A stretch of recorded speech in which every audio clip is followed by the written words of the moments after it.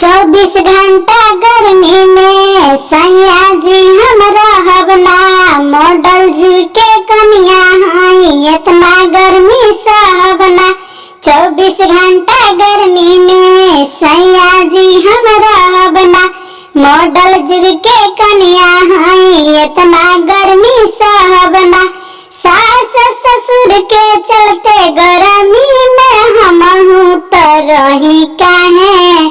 सास ससुर के चलते हमहू तो गर्मी में रही काहे। हई हम पापा जी के परी गर्मी सही काहे।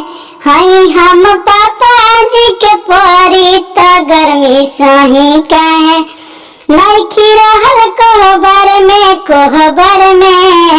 मने मसाला हमर साड़ी में हो। मने मसाला हमर साड़ी में घर भर के खाना पानी हम ही अकेले बनाई काहे।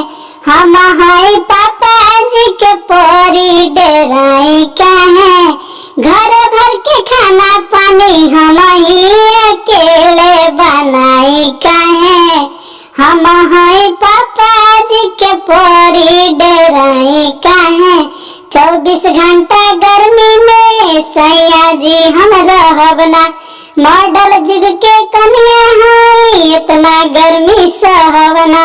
सास ससुर के चलते गर्मी में हमहू तो रही काहे। इसी तरह से मजेदार गीत सुनने के लिए चैनल को जरूर सब्सक्राइब कीजिए।